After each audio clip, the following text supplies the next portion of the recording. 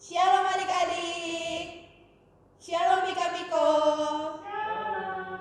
Yuk kita mau mulai ibadah sekolah minggu kita pagi hari ini. Cici undang bangkit berdiri pasukan Kristus. Siap. Kita mau nyanyi lagu Mars sekolah minggu.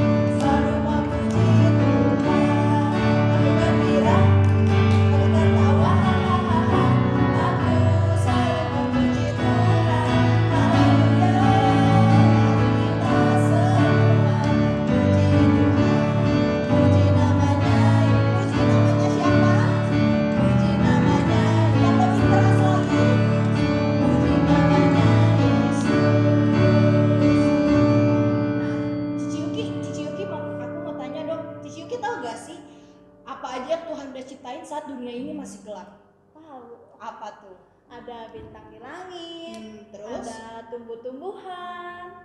Betul adik-adik, banyak banget yang Tuhan udah ciptain di dunia ini, sehingga kita juga sekarang ada di dunia ini. Nah, bentar lagi kita akan nyanyi lagu yang salah satu menjadi ciptaan Tuhan juga, King Kong Badannya Besar.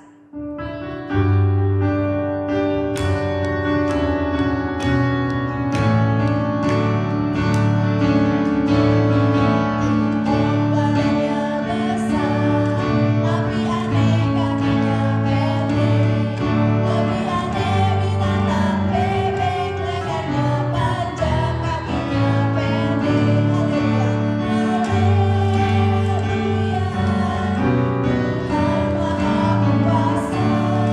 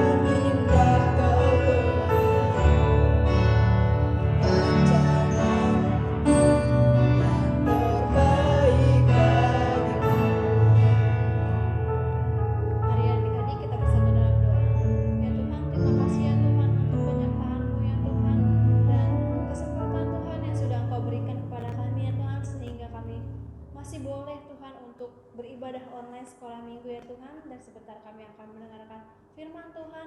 Engkau yang memberkati Tuhan, guru kami akan menyampaikan firman-Nya kepada anak-anak-Mu ya Tuhan. Kiranya guru-guru kami dan anak-anak sekolah minggu yang mendengarkan firman-Mu ya Tuhan diberkati. Terima kasih Tuhan, kami sudah berdoa dan mengucap syukur. Shalom adik-adik, sekarang waktunya kita untuk mendengar firman Tuhan. Nah, firman Tuhan pada hari ini diambil dari kisah seorang pemuda yang bernama Ayub, hamba Tuhan yang setia dan diberkati Tuhan. Namun, dalam perjalanannya, Ayub mendapatkan cobaan dari Tuhan.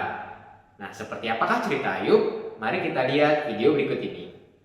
Jadi, kitab Ayub diawali dengan kisah yang sangat aneh yang terjadi di surga, yang digambarkan sebagai sesuatu yang menyerupai pusat komando surgawi. Allah ada di sana bersama dengan malaikat-malaikat ciptaannya yang disebut anak-anak Allah. Mereka berkumpul di sana untuk melaporkan tugasnya. Lalu Allah menyebut seseorang yang bernama Ayub, hambanya, dan menunjukkan betapa saleh dan baiknya dia. Kemudian salah satu dari malaikat-malaikat ini datang mendekat. Dalam bahasa Ibrani dia disebut setan. Setan, siapakah dia? Kata ini sebenarnya adalah sebuah julukan yang secara harfiah berarti orang yang menentang. Dari semua malaikat, dia satu-satunya malaikat yang mempertanyakan bagaimana Allah menjalankan dunianya. Dia menyampaikan bahwa mungkin Ayub tidak sungguh-sungguh mengasihi Allah. Ayub menjadi orang baik hanya karena Allah akan memberi imbalan kepadanya. Jika Allah mengambil semua hal baik yang sudah diberikannya kepada Ayub, maka kita akan melihat sifat Ayub yang sebenarnya. Jadi setan berpikir bahwa Ayub hanya mengejar keuntungannya saja? Tepat sekali. Mungkin Ayub taat hanya karena ingin mendapatkan apa yang dia mau. Jadi Allah setuju untuk menguji hal ini dan membiarkan setan untuk menimbulkan penderitaan bagi Ayub.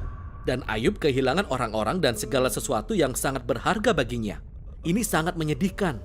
Ingat, Ayub tidak selayaknya mengalami hal ini. Allah sendiri mengatakannya. Namun yang luar biasa adalah bahwa di tengah-tengah semua penderitaan ini, Ayub masih memuji Allah. Setidaknya di pasal 1 dan 2. Tapi kemudian di pasal 3, kita menemukan perasaan Ayub yang sebenarnya. Dia menulis puisi yang mengungkapkan betapa hancurnya dia. Puisi yang mengutuki hari kelahirannya dengan panjang lebar. Setelah itu, beberapa teman Ayub datang mengunjunginya untuk menawarkan bantuan. Dan mereka semua seperti, Ayub, pasti engkau sudah melakukan sesuatu yang benar-benar salah, sehingga engkau mengalami semua ini. Bagaimanapun kita tahu bahwa Allah itu adil. Dan kita juga tahu bahwa dunia ini diatur berdasarkan keadilan Allah. Jadi, pasti engkau sedang menerima apa yang pantas engkau terima. Di 34 pasal selanjutnya, Ayub dan sahabat-sahabatnya saling sahut-menyahut dalam puisi Ibrani yang sangat padat. Teman-temannya terus berspekulasi tentang mengapa Tuhan mengirim penderitaan tersebut. Bahkan mereka mulai mendaftar dosa-dosa yang mungkin sudah dilakukan oleh Ayub. Tetapi tiap kali setelah mendengar tuduhan, Ayub menyatakan bahwa dia tidak bersalah. Dan Ayub memang tidak bersalah. Ya, benar.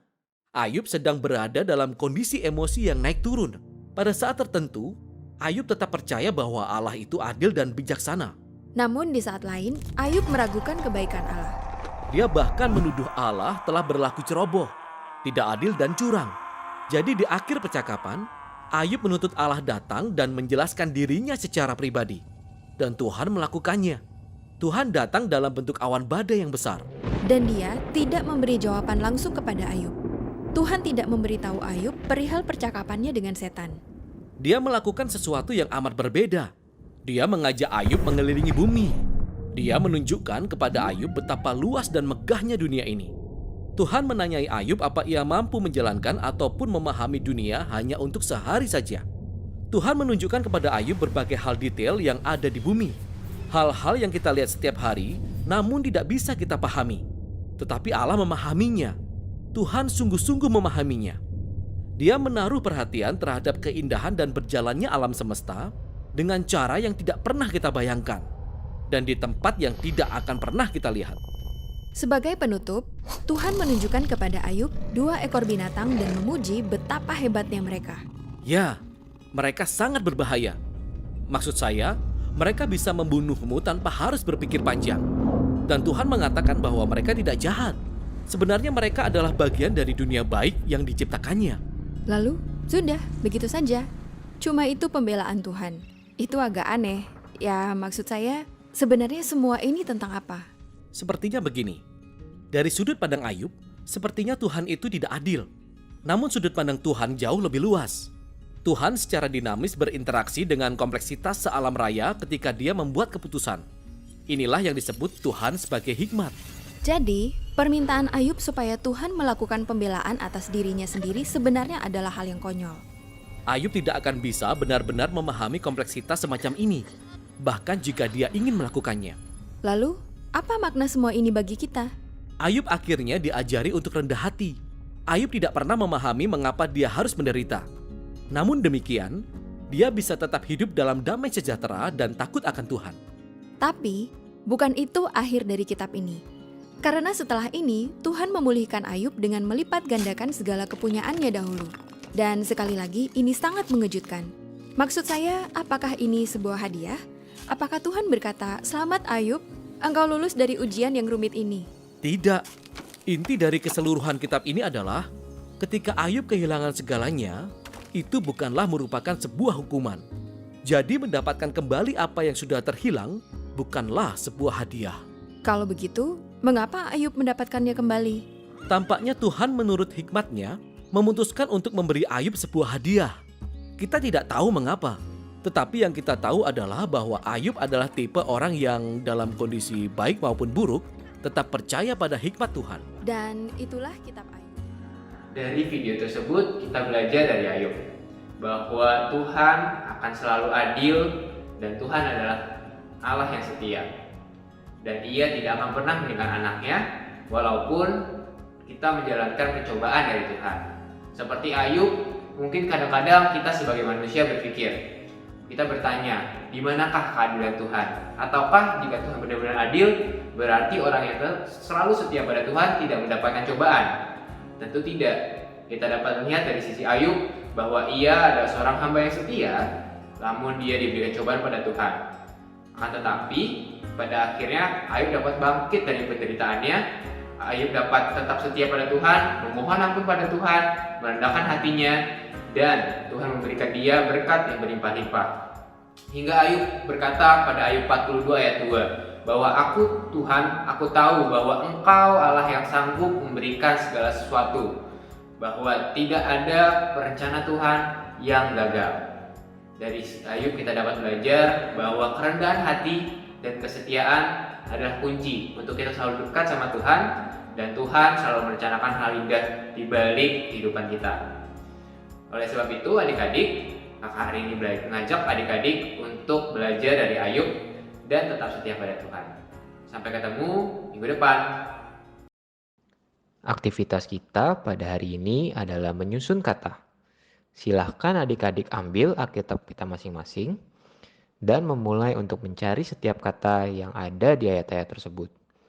Angka di belakang ayat menunjukkan kata yang akan adik-adik gunakan untuk menyusun sebuah kalimat yang merupakan ayat mas kita pada hari ini. Selamat mengerjakan. Adik-adik, inilah para pemenang aktivitas ibadah online sekolah minggu. Untuk 7 Februari ada Nadia dari kelas Pratama, ada Railin dari kelas Balita, dan Juliana dari kelas Tunas. Untuk 14 Februari ada Juliana dari kelas Tunas dan Jaden Noel dari kelas Balita.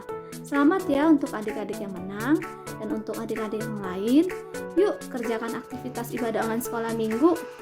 Sekian pengumumannya, Tuhan Yesus memberkati. Sampai jumpa minggu depan adik-adik. Tuhan Yesus memberkati.